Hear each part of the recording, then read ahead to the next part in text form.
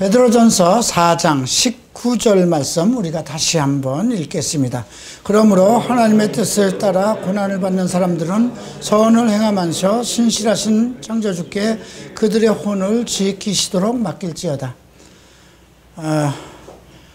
자, 벌써 이제 우리가 베드로전서 다음 주면 이제 끝나게 됩니다. 베드로 사도가 오늘 우리에게 전달하는 메시지가 무엇인가? 이것이 과연 예수님 그 하늘로 올라가신 후에 사도들 시대에 그 당시에 살던 성도들만을 위해서 전달된 메시지인가? 아니면 오늘날 우리에게도 해당되는 말씀인가? 이렇게 먼저 생각을 해볼 필요가 있습니다. 성경 말씀을 보면서 이 메시지가 나를 위해서 전달되는 메시지다 이렇게 생각을 하고 읽을 때에 여러분들이 많은 깨우침과 은혜가 있게 될 것입니다. 하나님의 뜻에 따라 고난을 받는 사람들은 선을 행하면서 신실하신 창조주께 그들의 혼을 지키시도록 맡길지어다. 자기의 혼을 의탁하라는 말씀입니다.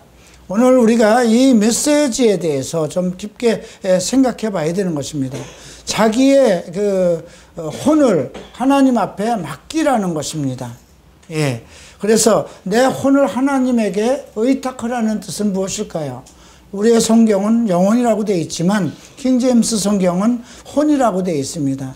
이것은 내 마음, 내 신심, 영이라는 부분은 이미 예수 그리스도를 믿은 사람들은 하나님 안에서 구원을 받았기 때문에 그 영의 문제는 하나님이 주관하는 것입니다.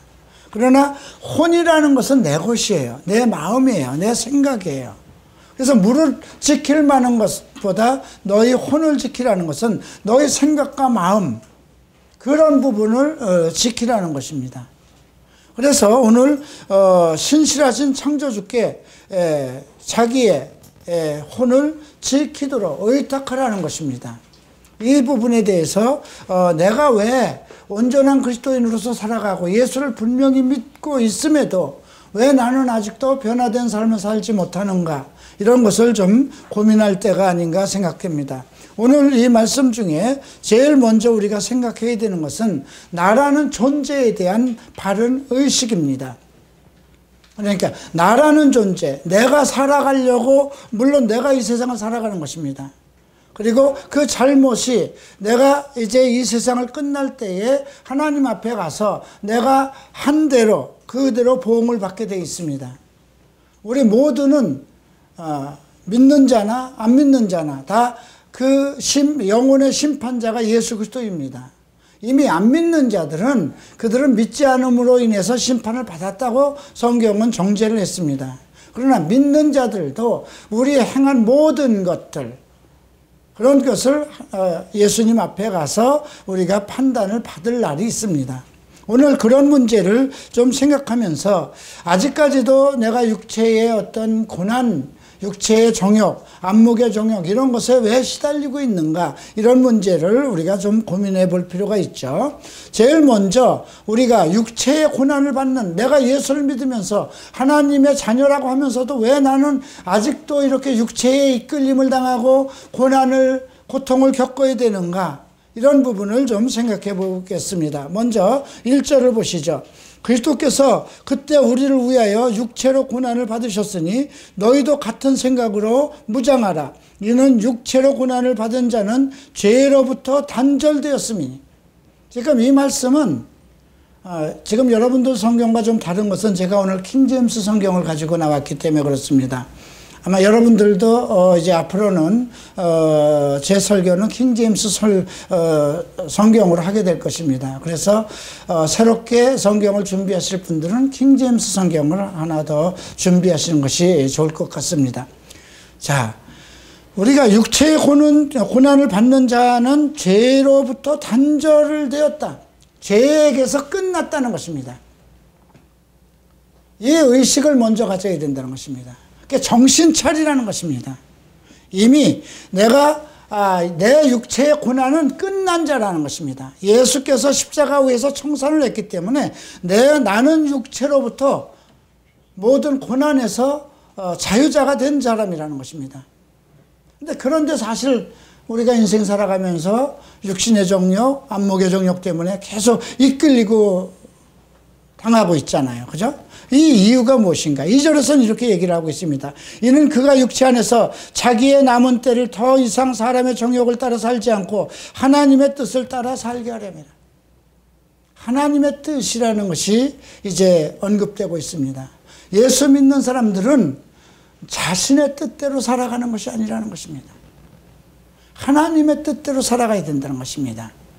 그리고 베드로는 3절과 4절과 계속해서 이방인의 뜻을 언급하고 있습니다. 이방인, 즉 하나님을 믿지 않는 사람들의 어떤 속성을 언급하고 있습니다. 그것이 무엇이냐? 음란과 정욕과 술취함과 방탕과 연락과 혐오스러운 우상숭배. 이거 과거에 우리가 다 하던 일들입니다. 이것은 이방인들의 뜻을 따라 살아가는 것입니다. 그러니까 이방인들은 이방신, 그들을 이끄는 어떤 신적인 그런 영적인 존재들 속에서 살아가기 때문에 음란과 정욕과 술취함과 방탕과 하루하루의 기쁨, 향락을 위해서 살아간다는 것입니다. 그러나 우리는 이것과 다르다는 것입니다. 우리도 이런 생활을 하던 사람이라는 것이죠. 근데 문제는 우리가 지금 예수 그리스도를 믿어서 이 육체의 고난, 육체가 다 끝난 그런 상황에서 하나님의 뜻대로 살아야 됨에도 불구하고 이방인들이 살던, 우리가 이방인으로 있을 때, 하나님을 모르던 세상 사람으로 있을 때와 똑같은 방법으로 살아가는 이유는 무엇이냐 이겁니다. 한번 생각해 보셔야 돼요, 여러분들도. 나는 여기서 뭐가 포함되어 있는가 한번 생각해 보세요. 우선 음란에 대해서 생각해 보십시다. 음란한 생각은 내가 어떤 것이 음란한 생각인가? 예수님은 간음에 대해서도 여인을 보고 음욕을 품는 자는 이미 간음하였다고 그랬습니다. 내가 어떤 성적인 욕구를, 어떤 대상을 보고 성적인 욕구를 느낀다면 이미 간음을 하였다는 것입니다. 여기서 음란이라는 건 어떤 것을 뜻하는 것일까요? 여러분들이 만약에 지금 이 세상을 살아가면서 꼭 필요한 이 아이폰이라든가 스마트폰을 가지고 있으면서 그것이 여러분들의 음란의 도구가 된다면 여러분들은 음란한 자인 것입니다. 여러분들이 이 노트북이나 컴퓨터가 여러분들 생활 속에서 여러분들이 어떤 즐기는 어떤 음란을 즐기는 그런 것이라면, 여러분들이 어떤 카톡을 통해서라든가 누구와 함께 어떤 성적인 것을 논하고 있다면 그것은 음란한 자인 겁니다. 이미 그는 예수를 믿어서 모든 죄가 끝났음에도 불구하고 세상 사람과 똑같은 인생을 살고 있다는 것입니다. 정욕이라는 건 무엇일까요? 정욕은 세상을 향한 욕망입니다. 육신의 정욕, 안목의 정욕, 이성의 자랑. 그러니까 이 정욕이라는 건 성적인 것도 포함되고 있지만 모든 세상을 향한 욕망을 뜻하는 것입니다. 그 중에 술 취함이 또 포함되어 있습니다. 요즘 술 취함이라는 것은 하나의 죄가 아닙니다. 인간에게 있어서 원래 술이라는 것이 왜 꼭 필요했는지 모르겠지만 아마 필요하니까 주었을 것입니다. 그러나 우리가 이 세상이 시작되면서 우리가 이제 에덴 동산 밖에서 나와서 노아 홍수 이후에 그 의인이 살아가는 8명만이 이제 출발하는 그 시대에 그 가장 하나님께서 인정한 그 의인이라는 노아가 그 술 취함에 빠져서 그 포도주에 취해서 그러한 상황이 우리가 이 의인들 속에서 시작되고 있다는 것입니다. 여러분들이 술을 먹을 때 왜 내가 술을 먹어야 되는가 생각해 봐야 됩니다. 만약에 부부가 참 오늘은 남편의 생일이든가 또 아내의 생일이든가 해서 부부가 정말 서로를 축복하는, 서로 사랑을 확인하고 나누는 의미에서 포도주 한 잔씩을 나눴다고 하십시다. 그것은 술을 먹는 것이 아니잖아요. 그죠? 서로 사랑을 나누는 거잖아요. 그러나 밤새도록 술을 마시고 놀았다면 그건 어떻게 될까요? 그거는 술을 마신 것이죠. 우리가 이 술 취함이라는 것도 다시 한번 생각해 봐요. 이것을 억지로 영적으로 해결할 필요가 없어요. 여기서 술 취함이라는 건 우리의 정신을 마비시키는 그런 것을 얘기합니다. 물론 여기에 술뿐이 아니라 다른 우리 육체와 정신을 마비시키는 마약이라든가 이런 것도 다 포함해서 생각해 봐야 될 것입니다. 또 방탕, 세상을 즐기는 거죠. 여러분들은 물론 클럽에 나가든가 즐기진 않겠지만 얼마나 많은 젊은이들이 지금도 클럽에 나가서 예수를 믿으면서도 클럽에 나가서 춤을 추고, 요즘 대학교에 들어가면 오리엔테이션 하면서 아주 모든 풍조가 그렇게 됐다고 해서 가서 춤추고 술 먹고, 그래서 정말 너무 술을 많이 먹여서 죽는 사건도 심심치 않게 일어나지 않습니까? 이런 문제들. 이것이 세상 사람들이, 이방인이니까 세상 사람들이 하는 짓이라는 것이에요. 그런데 오늘날 우리가 하고 있다면 이거 문제잖아요. 그래서 베드로는 너희들이 이거 지난날에 한 걸로 충분하다. 왜 아직도 이런 생활 속에 빠져 있느냐 얘기하는 것입니다. 여기서 또 연락이라는 것, 향락이라는 건 하루하루 기쁨으로만 살아가는 것이죠. 하나님 안에서 누리는 평안과 기쁨이 내 마음을 주관하고 그 삶 전체가 고난 속에서도 기뻐할 수 있는 그러한 능력을 가지고 있음에도 불구하고 하루가 무료해서 하루를 즐기기 위해서 그 세상의 즐거움 속으로만 나간다는 거죠. 이것은 오락과 스포츠와 운동, 이거 다 포함된 겁니다. 골프, 이런 것에 빠져버리는 거죠. 그 다음 혐오스러운 우상 숭배. 여러분들이 어떤 재물을 마음에 두고 재물만을 위해서 살아간다면 우상 숭배라고 그랬습니다. 재물은 우상 숭배라고 그랬습니다. 돈 버는 일에 눈을 밝히고,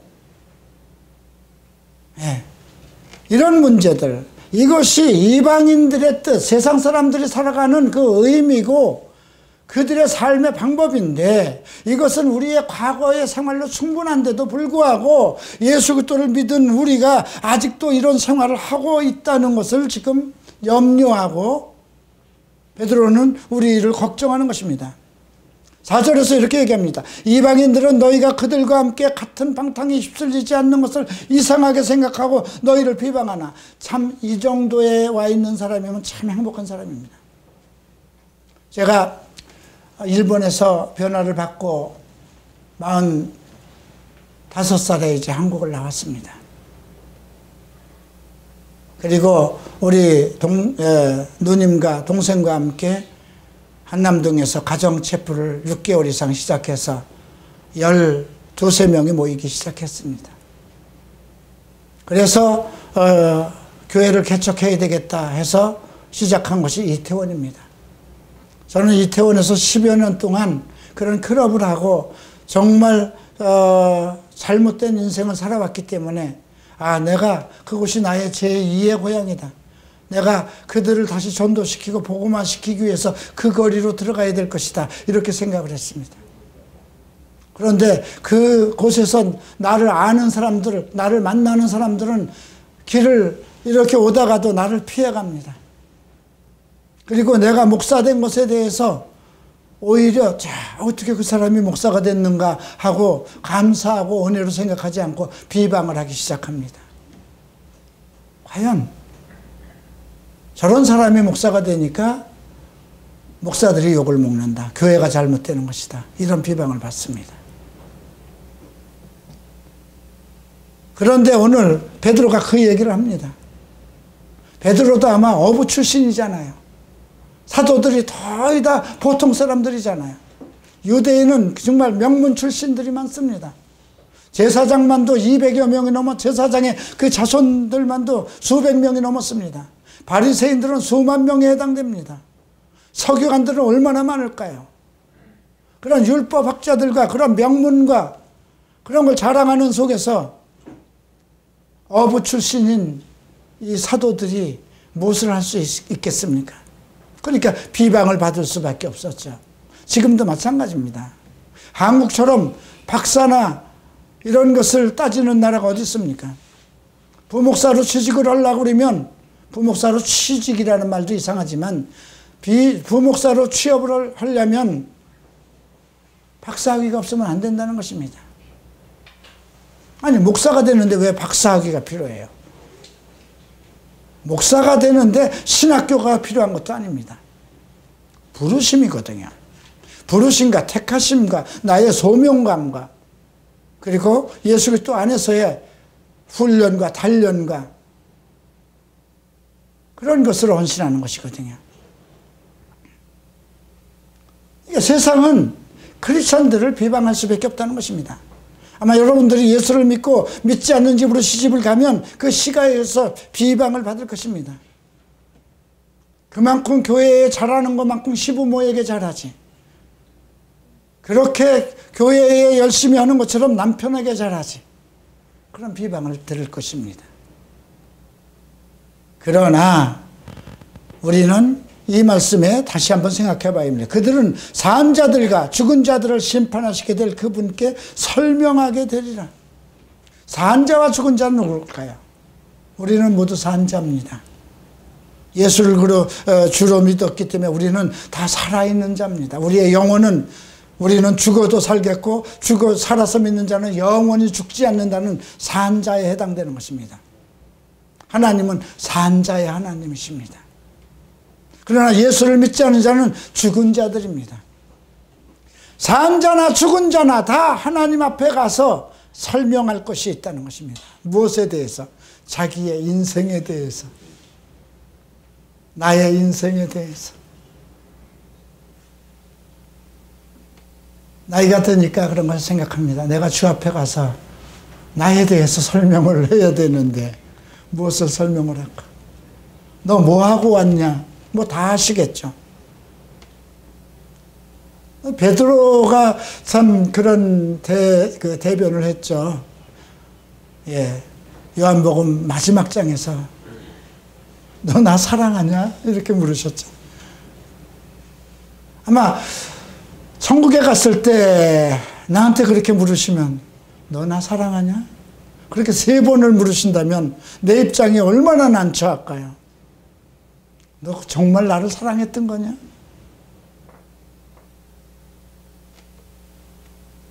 근데 죽은 자들도 자기들이 예수를 안 믿은 것에 대해서 아마 너는 왜 예수를 안 믿었냐? 이렇게 물으시면 뭐라고 할까요? 옆집에 교회 목사가 너무나 못돼가지고. 그러면 왜 하필이면 그 못된 목사만 보고 있냐? 잘하는 목사도 있는데 이렇게 말씀하시지 않겠어요? 어쨌든 여러분들이 주님 앞에 자기 일을 짓고 해야 됩니다. 계시록 20장에도 그렇게 나와 있습니다. 생명체가 또 다른 작은 책이 하나 있는데 자기의 행위대로 심판을 받을 것이라는 것입니다. 고린도후서 5장 10절에도 우리가 다 함께 그리스도의 심판대 앞에 나가 심판을 받게 될 것이라는 것입니다. 그래서 내가 의로운 일을 한 사람은 의의 판단을 받고 거기에 대한 상급을 받을 것이요, 내가 의인임에도 잘못한 일을 했을 경우에는 거기에 대한 판단을 받게 된다는 것입니다. 자, 6절 보죠. 이런 연유로 죽은 자들에게도 복음이 전파되었으니 이는 육체로는 사람과 일치하여 심판을 받으나 영으로는 하나님과 일치하여 살게 하려 함이라. 죽은 자들에게도 우리가 그 앞장에서 그런 말씀을 배웠죠. 예수님께서 옥으로 영으로 그 옥에 내려가서 그들에게 복음을 전했다는 말씀을 들었습니다. 예수님은 영의 세계나 육의 세계나 모든 하늘의 세계나 땅의 세계나 바다 속의 세계나 그분이 다 통괄하시는 분입니다. 인간의 모든 영혼을 다 주관하시는 분입니다. 그래서 죽은 자들에게도 복음을 전할 수 있다는 것입니다. 죽은 자들에게 가서 뭔 복음을 전할까요? 그들의 죽은 후에도 다시 구원을 받게 하는 것일까요? 그것은 있을 수 없습니다. 하나님은 산자의 하나님입니다. 그들에게 너 왜 예수 안 믿었어? 너 왜 이 고생이야? 너 예수를 안 믿은 걸로 인해서 심판을 받아야 되는 그 문제를 전하실 것입니다. 네가 왜 고통을 받고 지옥에서 고난을 받아야 될 것인지를 그분은 말씀하실 것이라는 것이죠. 그래서 복음이라는 건 뭐예요? 기쁜 소식은 지옥에도 전달이 되는 것입니다. 그들을 구원하기 위한 것이 아니라 그들을 심판하기 위한 것이라는 거죠. 육체로는 사람과 일치하여 심판을 받으나 영으로는 하나님과 일치하여 살게 하게. 우리가 복음이라는 게 뭐예요? 기쁜 소식인데, 내가 예수 그리스도를 믿음으로 인해서 나는 그리스도와 함께 육체로는 죽고 내 영은 그리스도와 함께 일체가 돼서 살아가는 거예요. 여기서 일치라는 말을 썼죠. 일체나 마찬가지입니다. 부부가 일치되고 부부가 일체되듯이 마찬가지입니다. 육으로는 예수 그리스도와 함께 일체가 돼서 죽은 겁니다. 그러나 내 영은 하나님의 영과 일치가 돼서 다시 살아나는 것입니다. 그래서 지금 내가 육신으로 살려고 하면 안 된다는 거예요. 예수님께서도 육은 무익하니 우리 살리는 것은 영이라는 것입니다. 우리의 영이 살아나야 된다는 것입니다. 그런데 계속해서 먹을 것과 입을 것만을 위해서 육체적인 일만을 도모하며 살아가는 그 모순된 크리스찬들의 생활 방법에 대해서 언급하고 있는 것입니다. 7절 보시겠습니다. 만물의 마지막에 가까웠으니 그러므로 너희는 정신을 차리고 깨어 기도하라고 합니다. 정신 차리라고 합니다. 네. 만물의 마지막, 이제 모든 이 세상의 마지막이 가까웠다는 것입니다. 아마 어떤 사람들은 아니 이거 베드로가 얘기한 지가 벌써 2000년이 됐는데 아직도 마지막이 안 왔는데, 그가 살던 시대에도 마지막이었으면 지금은 얼마나 더 가까웠겠어요. 그죠? 이 세상의 만물들이 지금 썩어져 나가고 잘못돼가는 그런 기후라든가 이런 상황을 보세요. 얼마나 세상이 종말이 더 가까웠는가 알 수 있잖아요. 그죠? 그러니까 지금 우리는 그때 살던 사람들보다 더 정신 차려야 된다는 것이죠. 깨어서 기도하라고 언급하고 있습니다. 그러면 어떻게 하는 것이 깨어서 어떻게 하는 것이 정신을 차리고 기도하는 것인가? 무엇을 할 것인가? 어떻게 하는 것이 우리 정신을 차리는 것인가? 그 부분을 살펴보겠습니다. 먼저 뜨겁게 사랑하라고 합니다. 뜨겁게, 서로가 뜨겁게 사랑하라. 그 이유는 사랑은 허다한 죄를 덮을 수 있기 때문에. 우리가 사랑을 해줌으로 인해서, 우리가 사랑하는 것은 그리스도인의 사랑입니다. 하나님의 사랑입니다. 성령 안에서 해주시는 사랑입니다. 그 사랑을 통해서 그 사람의 죄를 덮을 수 있다면, 그 사람의 죄를 극복해야 하고 벗어나게 하고 그가 온전히 살아가게 할 수 있다면. 참 어제는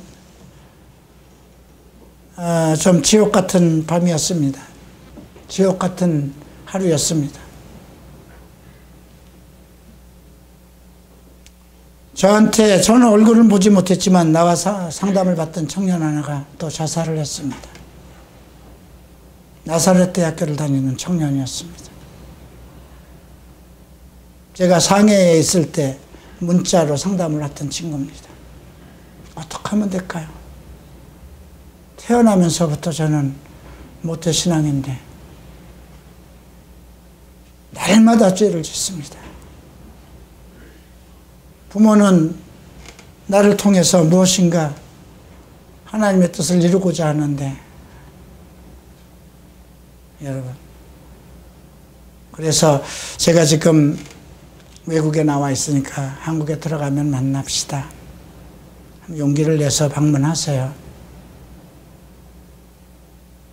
가능한 것일까요? 나도 목사님처럼 될 수 있을까요? 그리고 저도 잊어버렸죠. 전화, 문자가 하도 많이 오니까 문자가 묻혀버립니다. 그죠? 그걸 다 기록해 두는 것도 아니고. 그런데 이제 동성애 치유 상담 학교를 개설하면서 아이들에게, 저와 상담했던 애들에게 다 문자를 한번 보내야 되겠다 싶어서 전부 찾아서 이제 문자를 보냈습니다. 한 100여 명 이상.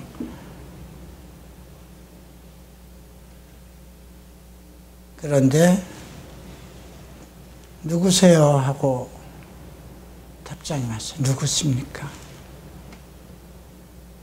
자, 저는 이은하 목사입니다. 전에 상해 있을 때 문자를 줬던 것 같은데, 이번에 이런 학생의 문제를 극복할 수 있는 그런 학교를 개설합니다. 하고 문자를 보냈더니 전화가 왔어요. 그 어머니였어요.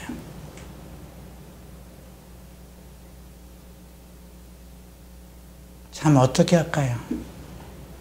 그 어머니는 어떨까요?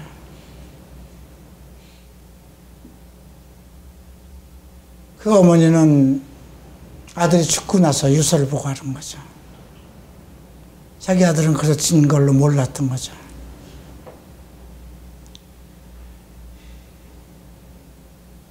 참 그런 일이 뭐 빈번하게 있는 건 아니지만, 그런 일을 당할 때마다 참 저는 나는 지금 무언가 뭐 이렇게 아무것도 할 수가 없는가.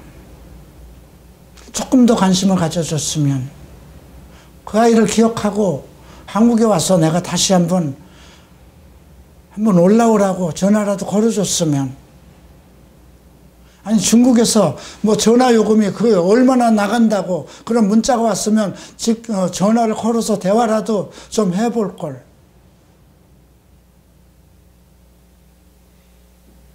그런데 그 청년은 사실 1년 전인가 2년 전에 전화로 상담을 했던 친구예요. 왜냐하면 문자가 왔는데 옛날 전화번호 저장된 게 있으니까. 2014년 8월로 돼 있던가 그랬어요. 이미 전화로 나오고 상담을 했다는 것이죠.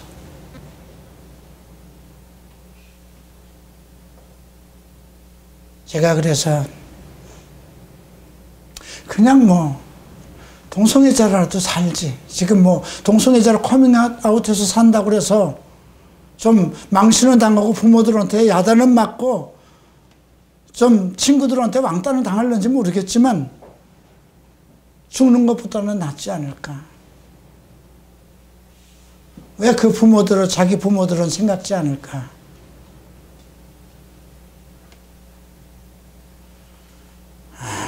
그런 생각을 하면서 교회가 너무 동성애 문제로 떠들지 않았으면 좋겠다는 생각이 들었어요.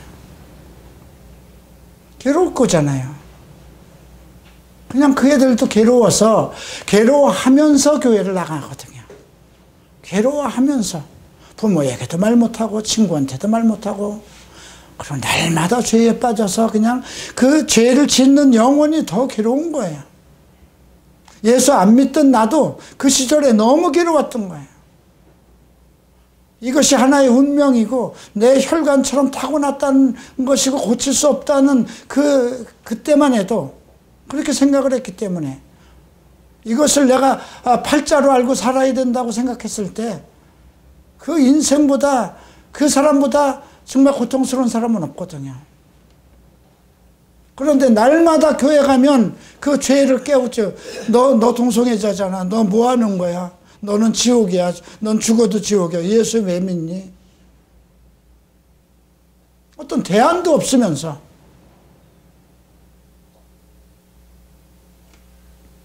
또 어제는 제가 이 논현동에 와서 첫 번째 상담을 받은 목사님이 전화가 왔습니다. 중형교회입니다. 아들이 미국에 있고 음악을 합니다. 돌아오지 않겠다는 아들이 돌아왔습니다. 목사님 어떻게 할까요? 이게 목사라도 솔직한 얘기 아니에요, 그죠? 어떤 목사는 아들들이 그러한 문제를 가지고 있고 나한테 상담을 했고 나한테 찾아가 보라고 그 어머니가 해서 찾아보고 했는데도 그 아버지가 자기가 목사라는 체면 때문에 얼굴을 안 나타냅니다. 필리핀에서 20여 년 된 선교사라고 하는 사람이 그 아들이 동성애 문제로 우리 교회를 출석을 했음에도 불구하고 그 아버지가 한국에 나와도 나한테 전화 한마디가 없습니다. 그게 뭡니까? 무슨 그 체면이 뭐가 그렇게 중요하다고. 목사로서 정말 자기의 아픔과 고통과 그것을 정말 함께 손을 붙잡고 이야기하고 하면 나는 얼마나 더 관심을 갖겠습니까?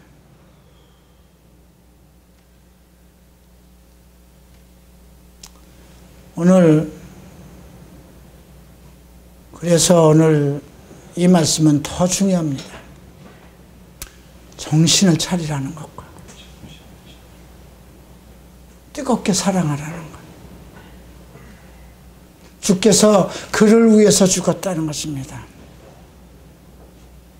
주께서 그를 위해서 죽었기 때문에 뜨겁게 사랑해야 된다는 것입니다.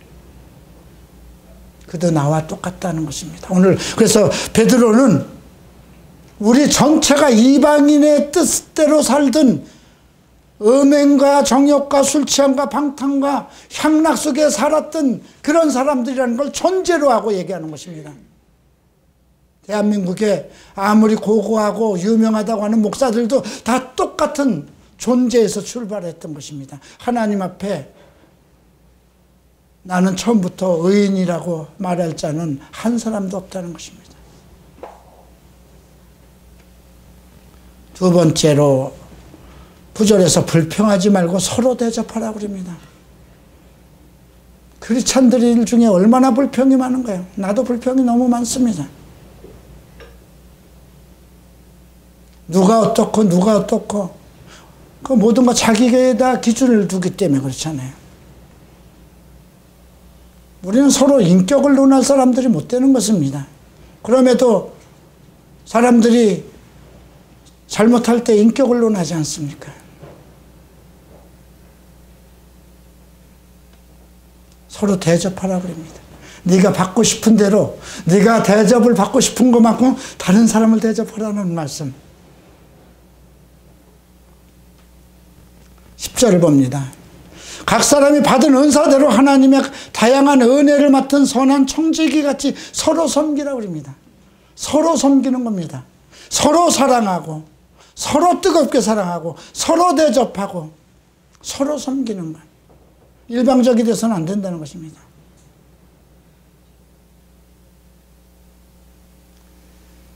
우리가 교회가 대부분 어떤 일방적인 때가 많아요. 그죠? 목사는 설교하고 그냥 전부 다 지시하고. 근데 성경은 서로 사랑하라. 예. 여러분들은 부모로부터 사랑을 받고 싶어 하는데 부모도 자식으로부터 사랑받고 싶거든요. 여러분들은 목사한테 많은 사랑을 받고 싶어 하는지 모르겠지만 목사도 여러분들에게 사랑받고 싶어 하거든요. 그래서 어떤 일을 할 때 우리는 다 자기 개인주의